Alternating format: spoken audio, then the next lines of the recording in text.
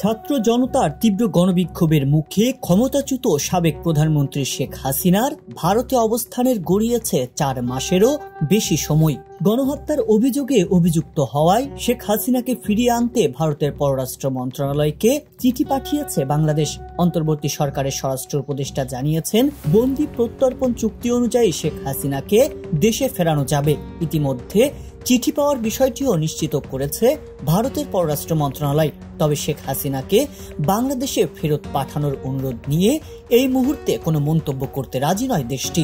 যদিও বাংলাদেশ ভারতের মধ্যে থাকা বন্দি বিনিময় চুক্তির কতগুলো ধারা আছে যা অনুযায়ী ভারত শেখ হাসিনাকে ফেরত দিতে বাধ্য, আবার কিছু ধারা আছে যেখানে ভারত বাধ্য নয়। সার্বিক প্রেক্ষাপটে বন্দি প্রত্যর্পণ চুক্তি অনুসারে নয়াদিল্লি যেসব আইনি পদক্ষেপ গ্রহণের সুযোগ পাবে তা নিয়ে প্রতিবেদন প্রকাশ করেছে ভারতীয় গণমাধ্যম দ্য হিন্দুস্তান টাইমস।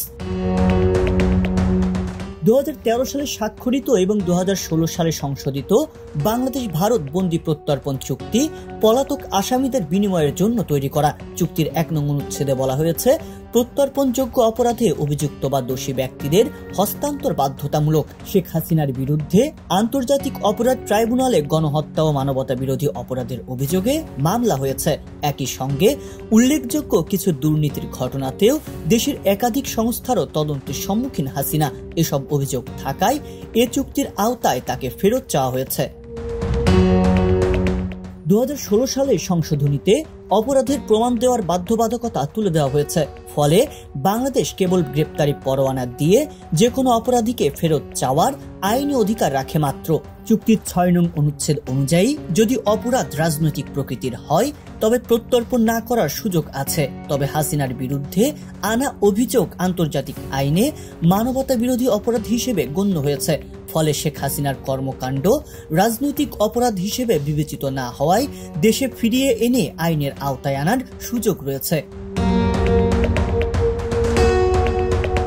চুক্তিতে উল্লেখিত যে যদি প্রমাণ করা যায় অভিযুক্ত ব্যক্তিকে ফেরত পাঠানো অন্যায্য বা নিপীড়নমূলক, তবে প্রত্যর্পণ প্রত্যাখ্যান করার সুযোগ রয়েছে উভয় দেশের ক্ষেত্রেই। আইনি কাঠামোর পাশাপাশি ভারতের রাজনৈতিক সিদ্ধান্ত শেখ হাসিনার দেশে ফেরত পাঠানোর ঘটনায় মুখ্য ভূমিকা পালন করবে। শেখ হাসিনা ভারতের কাছে ঘনিষ্ঠ মিত্র এবং কূটনৈতিক সহযোগিতার প্রতীক হিসেবে প্রমাণিত। হাসিনার ক্ষমতাচ্যুত হওয়ার প্রেক্ষাপট এবং বর্তমান সরকারের রাজনৈতিক অবস্থান তুলে ধরে নয়াদিল্লি এই বিধান প্রয়োগ করতে পারে। উল্লেখ্য, ভারত চুক্তির 21-এর 3 নং অনুচ্ছেদ প্রয়োগ করে এটি বাতিল করতে পারে। যদি ভারত এমন কিছু করে তবে তা বাংলাদেশ ভারতের দ্বিপাক্ষিক সম্পর্কে দীর্ঘমেয়াদী ক্ষতি করবে বলেই মত বিশ্লেষকদের। তবে শেখ হাসিনার প্রত্যর্পণ একটি জটিল আইনি ও রাজনৈতিক সমীকরণ। ভারত যে সিদ্ধান্তই নিক তা কেবল আইনের ভিত্তিতে নয়, বরং কূটনৈতিক কৌশল ও ভূ রাজনৈতিক পরিস্থিতির ওপর নির্ভর করবে।